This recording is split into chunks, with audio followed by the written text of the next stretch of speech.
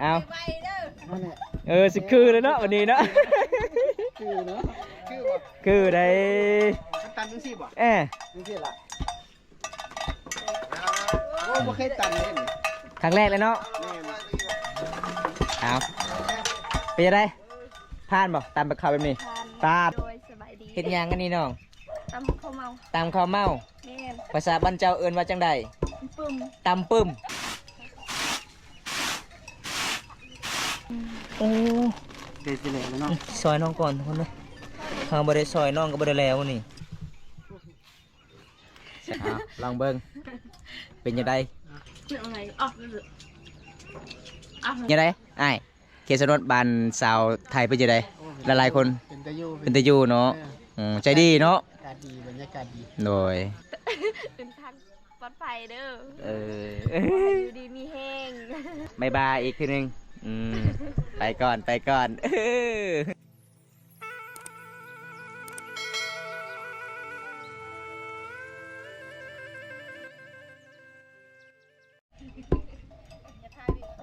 สบายดีคุณงามโดยสบายดีเห็นยังกันนี่น้องตามข้าวเมาภาษาบ้านเจ้าเอิ้นว่าจังใดตำปึ้มตำปึ้มโอ้ข้าวเมาเนาะโอ้ไหวไทยน้องไปเอามากินนี่หรือเปล่าโอ้เจ้าตำให้ไผ่กินนี่นะให้ผู้บ่าวมาจากไสมาจากฝั่งไทยโอ้แล้วเมื่ออะไรบ่ตอนนี้บ่แล้วเมื่อแล้วยังอยู่ไสตอนนี้นั่นล่ะตามให้ไอ้เพิ่นนี่บ่แม่นโอ้ทุกคนเลยเพิ่นต้อนรับข้าวเมามื้อนี้พี่น้องอันนี้จะเป็นสาวไทยคนงามสาวโทคุณโก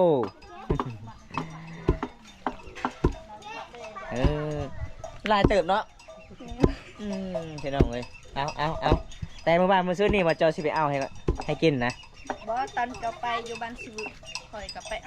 อาเลยโอ้พอดีมื้อนี้เจ้ากับพอดีอ้ายมาเยี่ยมมายามเจ้าก็ตำเลยเนาะ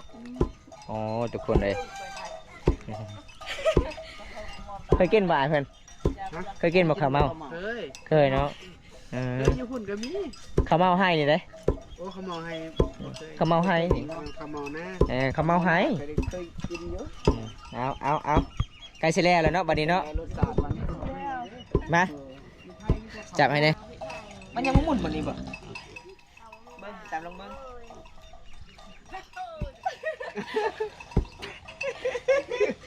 ตัวแน่นกล่าวตากอกคุยจนกว่ามาเล่นเก่งแล้วเบนเลยเรียบร้อยไปยาเฮิมนะไปยาตกเรียนทำเป็นบ่ตำเป็นบ่สิลองบ่น่าจะเหมือนหลัดละไหนนึงลองดูตำเป็นบ่ไหนอันเหรอ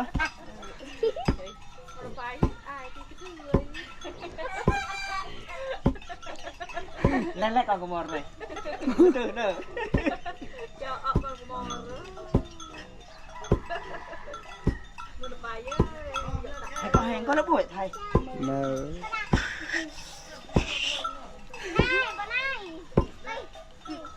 เนี่ยปลายอย่าเราเตาเลยมาด้วยจ้าตำข้าวเมาน้ำนองด้วยจ้าน้องบุญตาเด้อตับไม่อันตับนักดอกตับกล้อตับนักดอกตับคือกล้อ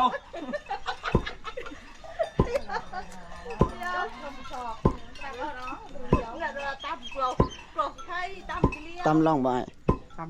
ตำพื้นอ่อนเหมือนบ่อ่อนเลยมาไทยแม่กระด้างปลาเดียวไปแม่ละตั้มซอยลองเบิ้งอ่ะมาลองเบิ้งอ่ะดูอีกเบิ้งแล้วสาดมันหนักเอาสิคือเลยเนาะวันนี้เนาะคือได้ตันจังซี่บ่จังซี่ล่ะโอ้บ่เคยตันเลยครั้งแรกเลยเนาะเอาไปยังไงผ่านบ่ตามไปข่าวแบบนี้ผ่านมันแบบผ่านเอามาถ่ายบนได้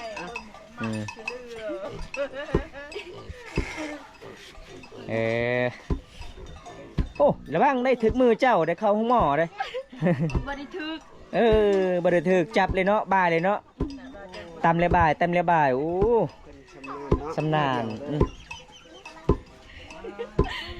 ตัวเล็กได้แต่บนเกลาดูดังร้องนะ แทดใจถังแทดที่ไหนเปิดหน่อยที่ไหนใส่จูนหน่อยที่ไหนอันดอกใจเลยยำหน่อยเหรอ ใจละเด้อจิตชื่ออันเป็ดนี่ล่ะ เฮ้ย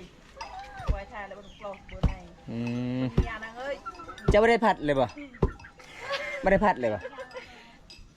ฮะ แล้วก้อนพัด โอ้ยังมันทันได้แล้วอันนี้นะมันหมดแล้วกาบมันนะ เจาะวางเจาะก็เลยเจ้าเลยค่ะเจ้า บ่เพิ่นน้อง อืมเงินสดไทย เป็นชาวไทย ลูกสาวกกขะดองช่องแชนหา ไม่อย่าใจโหอย่า นี่คืออีแม่เท่าอีพ่อไปใส่มื้อนี่สาวไทย ไปใส่เบ็ดบ่ โอ้ไปเอาปลาเนาะ บ่แม่ แม่ นี่แม่ ใจโหอย่าตุกไปมันสิว่าไปเอาขดอกกระโถยเก่งกว่าเลย50,000กระโถย สิพัดแล้วเนาะสาวไทยเนาะโอ้ใครเนาะมื้อนี้มี2คนมาซอยเจ้าต่ำคันอายบ่มานี่แสดงว่าเขาเมาเจ้านี่อุบ่แล้วใกล้สิแล้วทุกคนเลยมาเยี่ยมมายามน้องยามมึงแรงมื้อนี้ก็ได้พอน้องตามเขาเมา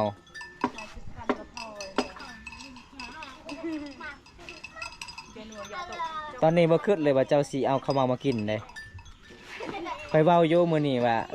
สาวไทยสิเอาเขาเมามากินสุดท้ายมาใกล้สิแล้วน้องตามทุกคนเลย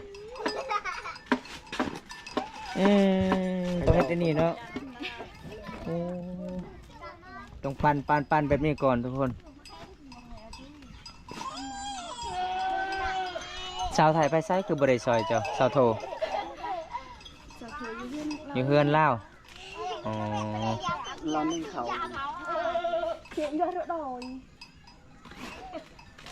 มันต้องตะเยอะเลยด้วย ตกแค่คุณฟัง อืม คือมันติดกัน แล้วก็จากนั้นแล้วก็พัดเนาะ จ้า ทำมาได้เห็ดแบบนี้เปลือกมันยังติดเด้ พัดเอาหยังมันออกเปลือกนี่ล่ะ ปีมีเด้นี่เปลือกมันจ้าเลยมึงปองเปรียดเฮ้ย จ้าบ้างไงลูกเบยจ้าหมุกแก่ๆหมดแล้วเงี้ย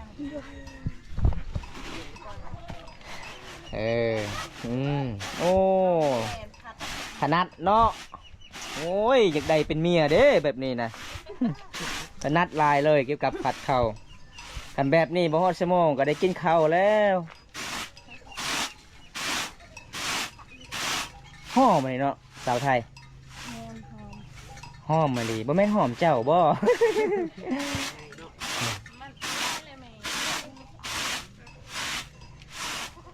ปลาเพื่อจะ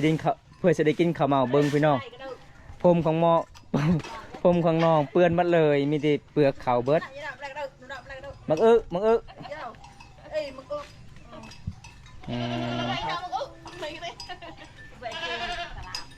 ่อนมันสิหมัดเลยเนาะนี่เนาะโอ้ เด็ดสิแล้วเนาะ ซอยน้องก่อนทุกคนเลยทางบ่ได้ซอยน้องก็บ่ได้แล้วนี่ แม่ ต้องบายน้ำกันเอาบายน้ำกันละทุกคนเลยซอยน้อง โอ้ไวดิสิแล้วเนาะนั่นน้องตามไปเย็นบ่บ่ชาวไทยคนงาม สิแล้วเนาะไหวคือกันนะทุกคนเลย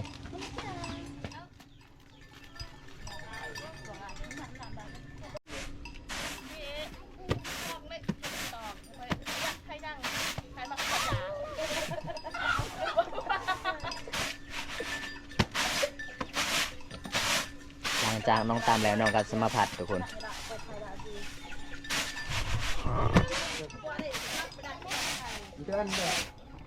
บ่โอ้เบิ้งเสียว่าสิแล้วแหละเบิ้งมันแล้วไม่นี่นะมันหมดเลยเนาะกาบมันเปลือกมันหมดเลยทุกคนโอ้แล้วเลยทุกคน แซ่บ ยกอันคือตะงาน หอมครับ สิไปค่ายป่ะ บ่ โอ้คือว่าเจะสิไปค่ายอยู่เมืองนอกเอา เอาระบ้างได้เจ้าขึ้นบันไดเจ้าไม่ได้จับนี่พี่น้องอันนี้จะเป็นบ้านของสาวไทยทุกคนเลยมาเมื่อนี้น้องกาสีตำข้าวเมาสุกินทุกคนยามแรงๆบรรยากาศยามแรงเทศบาลบ้านเฮาบางคนก็ไปตักน้ำบางคนก็ไปอาบน้ำเป็นที่ชีวิตเดิมๆเลยทุกคนเดี๋ยวมันตาก็ได้ยัดขึ้นศาลน้องก่อน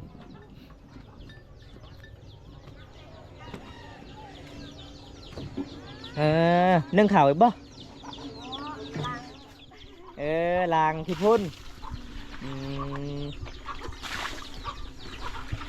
เอาวิถีชีวิตมันสีน้ำเจ้าตักหรือว่าน้ำพ่นนี่นะน้ำพ่นเป๊ะไปว่ายังเป๊ะนะแม่บ่โอ้เป๊ะแม่เด้อทุกคนเลยต้องเข้าใจทำการภาษามังกรเอิ้นแม่เป๊ะแปลกเลยเนาะสาวไทยเป๊ะคือแม่เนาะเอาเพิ่นกับศิลางอันนี้ล่ะพี่น้อง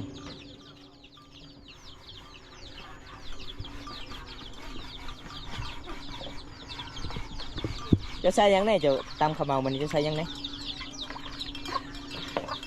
ใส่ยังหัวตลอดใส่ยังไงกะทิบุมีน้ำตาลโอ้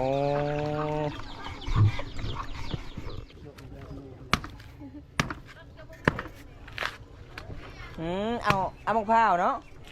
ใส่กับมะพร้าวมีแล้วบ่ซื้อน้ำตาลมีน้ำตาลแล้วบ่บ่มีเอาไปซื้อน้ำตาลนี่จะมีน้องบ่ให้น้องไปซื้อน้ำตาลเอาน้ำอ้ายก็ได้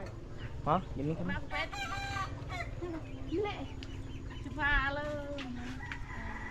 เดินเลยเลยจังไปหน่วยไปเลยว้าวเจน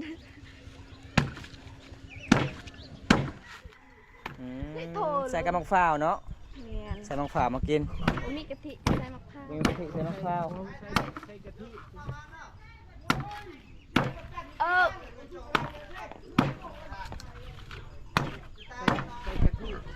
กะทิบุมีบ่นี่อันนี้แท่งเห็นไหมโอ้คักเนาะเสียงปอกไอ้จ้าเนี่ยมีจ่าเลยเงี้ยเงี้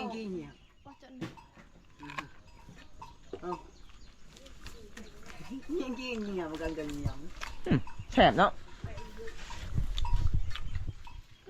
มีกระหลอกมันมีเบาเลย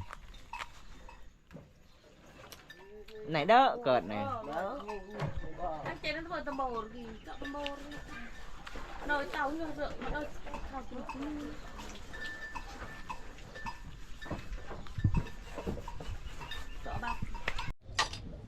โอ้จะหายังเนาะสาวไทยหาบวกน้อยก็บวกใหญ่ก็บวกกันเนาะภาษาบ้านเอาผมเป็นจอกเลยทุกคนเลยนี่พอสบายดีบ้านชวนมาเนาะมามื้อนี้หน่อยมาเนาะเฮามามื้อนี้ยามแรงมียาชุบเนาะยาชุบเป็นชุบเป็น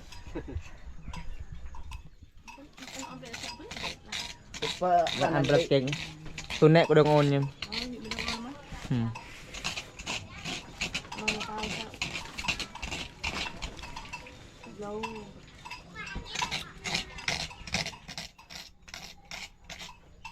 ไม่ยากน่ะนะจะต้มน้ำบ่ต้มน้ำให้มันฮ้อนอ๋อเรื่องให้ขันกะทิก็ให้ยาละตาบุมีอาหารจะกินแล้วอิ่มแล้วกินมาแล้วกินอยู่บ้านจะเบื่อแล้วกินอิ่มแล้วน้ำไม้ได้อยู่น้ำไม้น้ำไม้ขาดบ่ได้เนาะตอนเช้าน้ำไม้ตอนเที่ยงน้ำไม้กินตอนเช้าตอนแรงตอนเที่ยงกินน้ำไม้หมด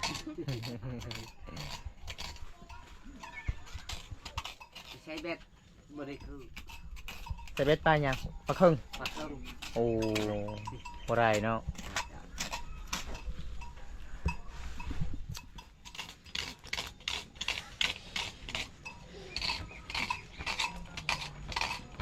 ส่หมดหรือใบมะพร้าววะน้อง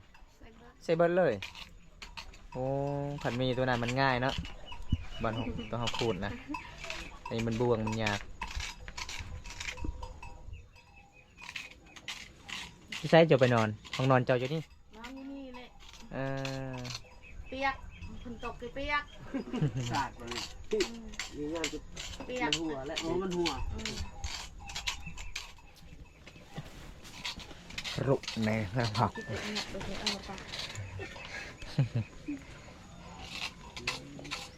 คนทุกจะจะถ้วยกินของเรา ซอยน้องก่อนทุกคนเลยเดี๋ยวนี้ปะ ดูทางนี้บ่มีแนวขูดเนาะ บ่มี กระต่ายคันนี้ตัวนั้นง่ายเยอะใช่ใช่มีเลยเด็กเซ่แล้วก็นี่เอามาเสร็จแต่ก็ถูกโอ้ยข้าวเดียว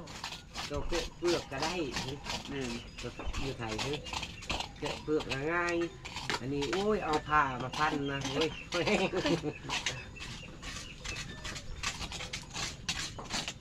ี่ยนมุมกิน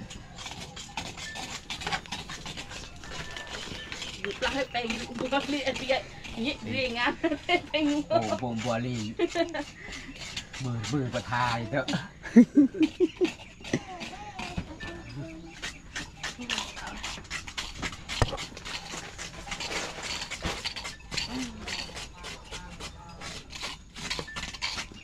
กินมันแล้วก่อนข้าเห็นข้าแล้วก็สุก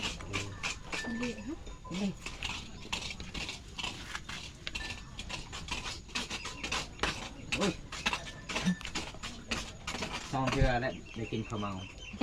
สุดก่อนกับมากับเบาชัยกับข้าวเมา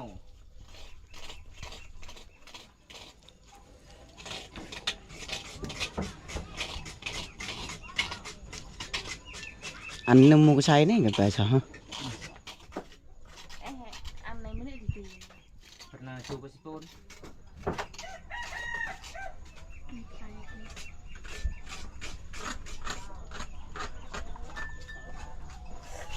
อยู่กับโปนจูบนี่เลย chú lớn mày phơi lương ăn chú kia đấy mà có việc là tiêu liều vậy กวนเตอะอุปกรณ์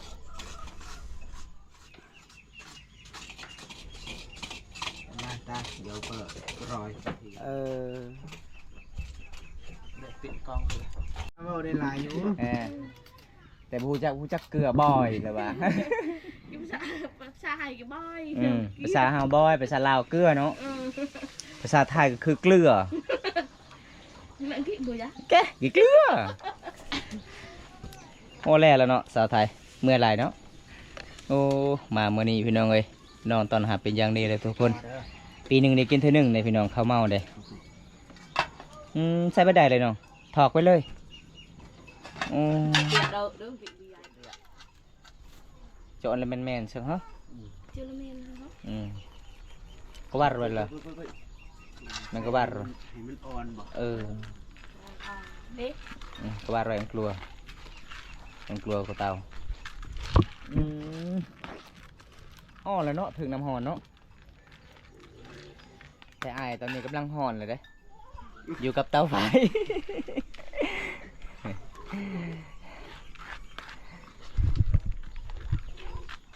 ต้องน้ำตาลตัวเล็ก ใส่แต่น้ำตาลบะหมี่กะทิแล้วก็เอามะพร้าวมาใส่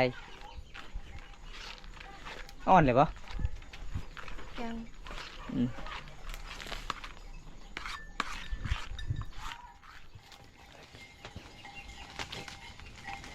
เอากินลังเบิ้งข้าวเมาให้บัดนี้ไอ้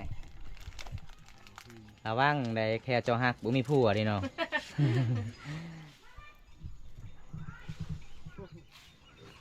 ใส่ลายโทษ เอ็มเปลี่ยนมันรักษาเลี้ยง กระดาษเหลือหลัง ใส่เลยมะพร้าวเอาลงเลย เดี๋ยวถอยนี่ ยังผัว ฮอน ฮอน ผัวคือแดดพุ่นได้ผัว อันนี้ปลาอัดเอิกนู่นดอก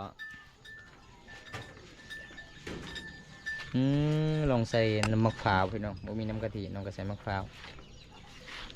คันคายนี่โอ้ได้ฮอด50,000กีบเด้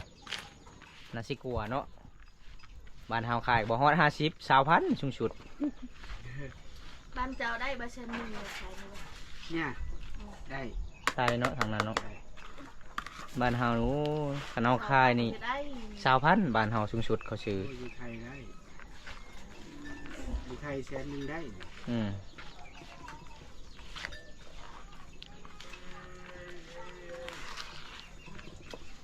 ชุดในอ๋อชุดในชุดกระยวงcáiใช้หรือใหญ่ อะไรเนาะเฮ้ยยังเดา ดูได้thì buộc ở cha sang tóm buộc nữa ดอกลายเส้งเส้งnàoเส้ง cái nó lại sang cho này ลายเปิดชุดใน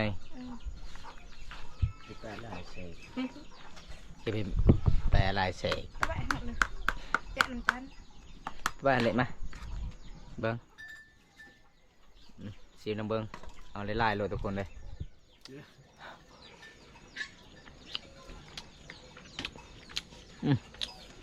เงียบจ้ะ เงี้ยเรื่องของเขา หวานจะดีเดี๋ยวทุกคนเลยสาวไทยคนงามเดี๋ยวทุกคนตามข้าวเมาอีกมากินพอดีแล้วกินเบอร์เบิร์ดอันนี้นะ ra ra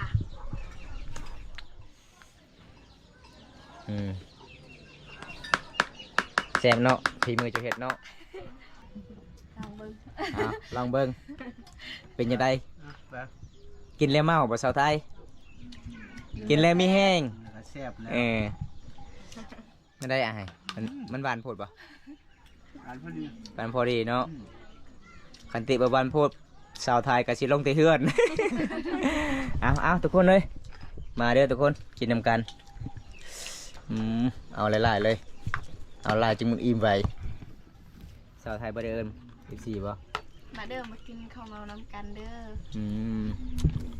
อร่อยจัง กระบัดต่อเลยแต่งาน แซ่บหลายเนาะแอมลึกแซ่บหลายแต่แอมลึก มาไหนอ๋อ liệu này được